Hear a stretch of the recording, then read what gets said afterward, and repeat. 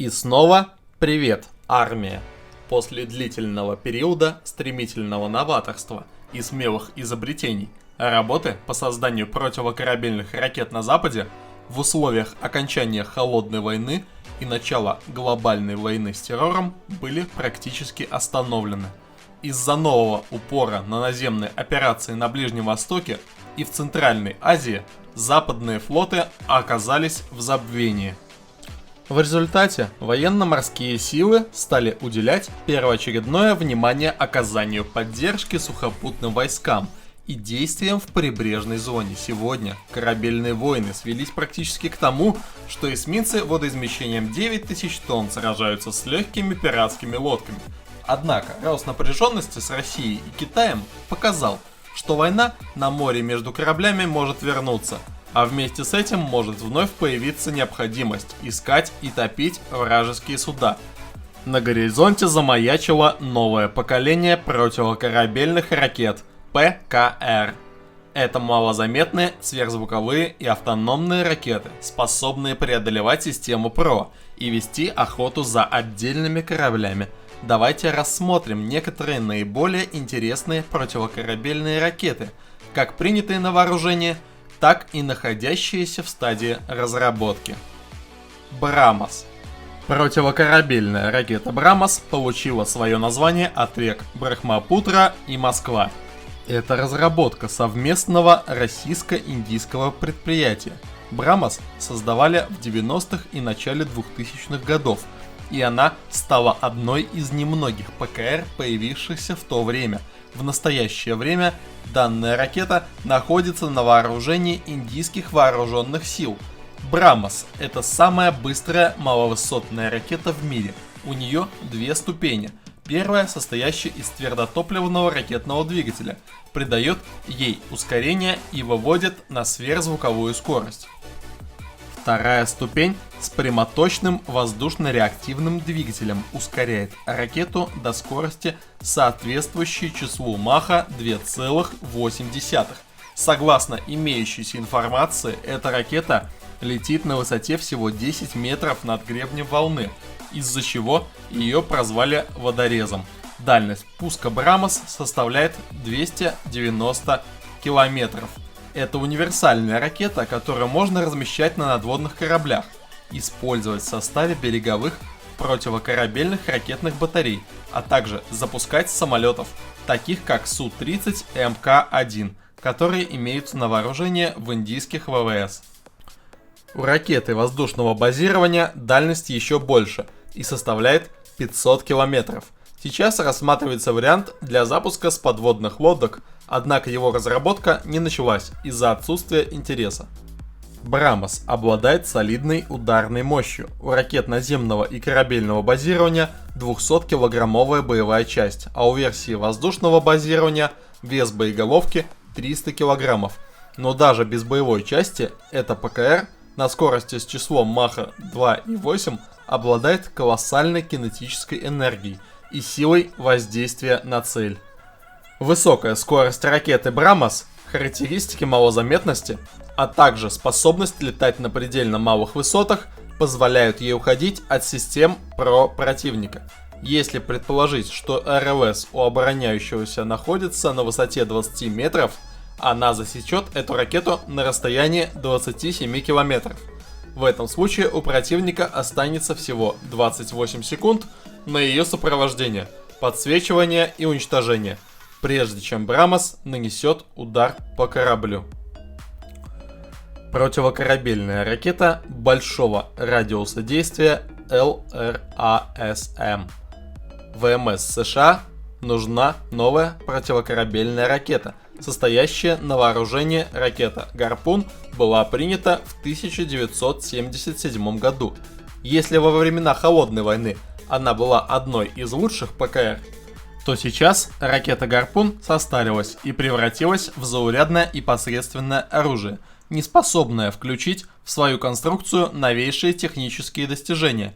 Противокорабельная ракета большого радиуса действия ЛРАСМ – это главный кандидат на замену «Гарпун». ЛРСМ представляет собой развитие крылатой ракеты JASSM-ER и обладает многими общими с ней конструктивными особенностями. Созданная компанией Lockheed Martin, это малозаметная и помехоустойчивая ракета, имеющая дальность 800 км. Предназначена для автономного обнаружения и поражения целей. Она может доставлять к цели боевой заряд проникающего действия весом 450 кг с точностью попадания в пределах 3 метров.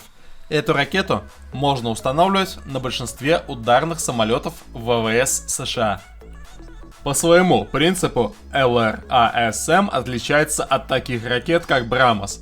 Вместо того, чтобы обеспечивать неуязвимость ракеты для средств ПРО за счет высокой скорости, конструкторы использовали в дозвуковой такие принципы, как малозаметность и самостоятельность в принятии решений по уходу от корабельных зенитных систем.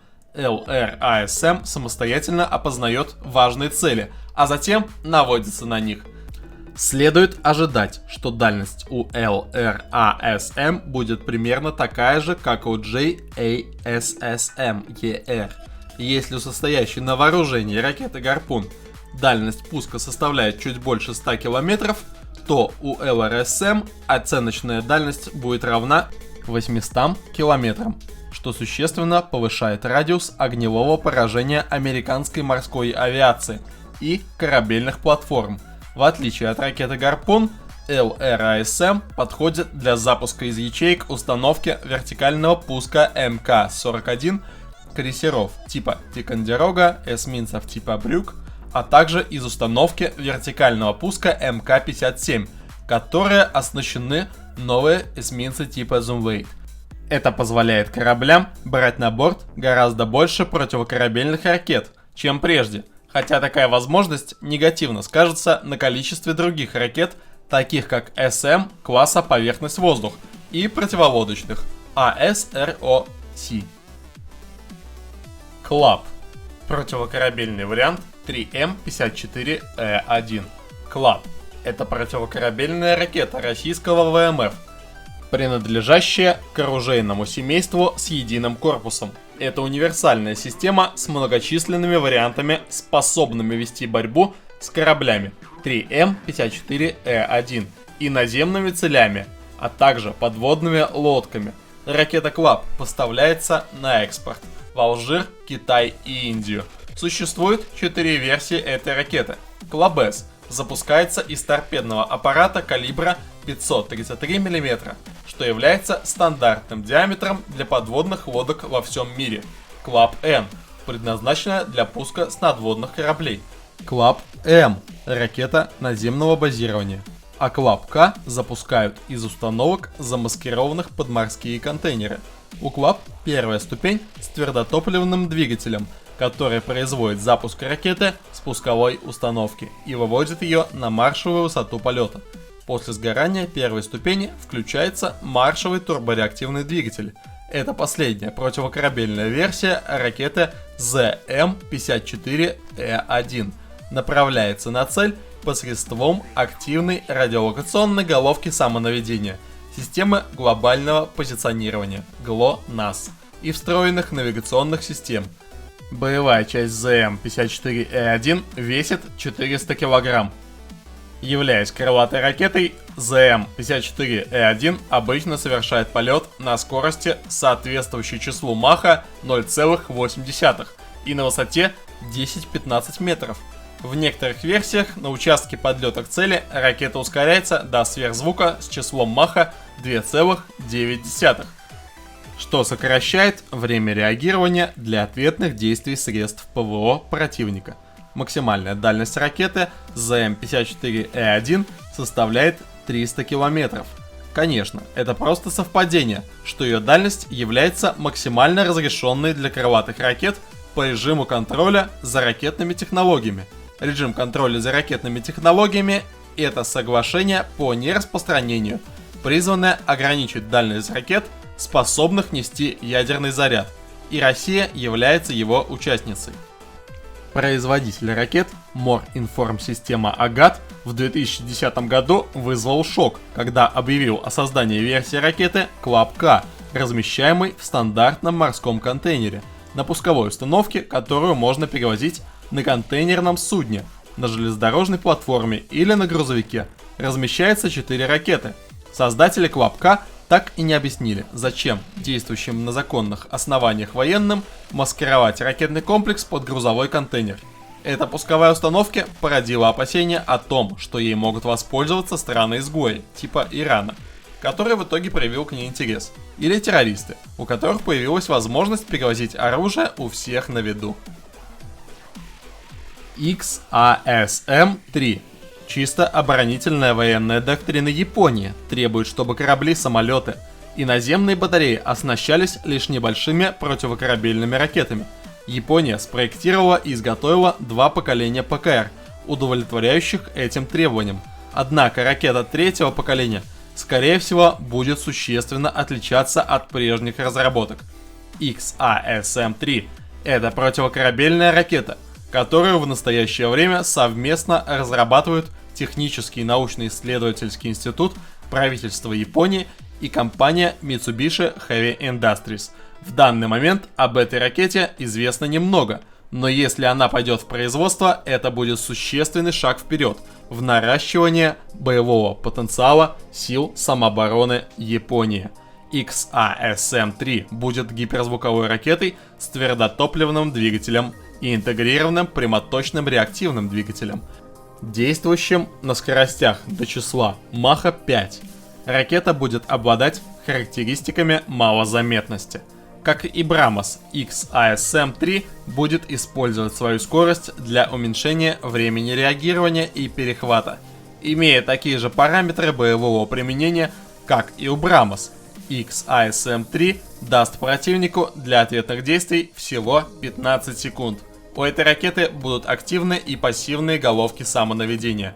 Вес ракеты составит 860 кг. А вот о весе ее боевой части ничего не известно. Ожидается, что дальность полета у нее будет составлять около 200 км. Ракету будут подвешивать к истребителю японского производства X-2. Другими носителями XASM-3 могут быть морской патрульный самолет Kawasaki P-1 и истребитель F-35A. Скорее всего, XASM-3 не поместится во внутреннем отсеке вооружения F-35, и ее придется размещать на внутренней подвеске, из-за чего этот самолет будет легче обнаружить. Разработка XASM-3 была начата в 2002 году, а окончание работ ожидается в 2016 с опозданием на 6 лет. Тогда Mitsubishi Heavy Industries придется решать, будут ли они или нет запускать ракету в серийное производство. Если производство начнется, не исключено, что ракета получит разрешение на экспорт в дружественные страны. Противокорабельная ракета Naval Strike Missile. Разработанную норвежской фирмой Kongsberg ракету Naval Strike Missile, ударная ракета ВМС, фирма-производитель называет первой в мире противокорабельной ракетой 5-го поколения. В качестве стартового ускорителя используется твердотопливный ракетный двигатель, после чего на маршевом участке включается турбореактивный двигатель. Ракета летит на предельно малой высоте. Судя по видеозаписям, высота ее полета над гребнем волны составляет менее 10 метров. Информации о скорости нет, но скорее всего она дозвуковая, близкая к сверхзвуковой. Фирма Kongsberg называет свою ракету полностью пассивной, имея в виду, что в ней нет активных приборов обнаружения и сопровождения целей. Ракета не получает инфракрасные и радиолокационные волны, которые могут засечь корабли противника. Имея вес менее 410 кг, Naval Strike Missile меньше всех прочих ракет из этого списка. Дальность ракеты составляет 185 км, а вес боевой части равен 125 кг. В настоящее время эта ракета используется в норвежских ВМС, на ракетных катерах класса Skjold и на эсминцах класса Fridtjof Nansen. Ее использует польская армия в своих частях береговой артиллерии. В октябре 2014 года ВМС США произвели испытательный пуск ракеты Naval Strike Missile с летной палубы корабля береговой обороны Коронадо. Испытания прошли успешно с прямым попаданием по условной цели. Они проводились в рамках испытательной программы иностранных вооружений, а это не означает, что ВМС обязательно будут приобретать Naval Strike Missile.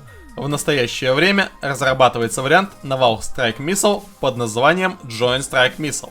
Ракета Joint Strike Missile можно будет применять с воздуха по наземным целям и в качестве противокорабельной ракеты. Кроме того, судя по размерам, ее можно будет разместить во внутреннем отсеке вооружения F-35.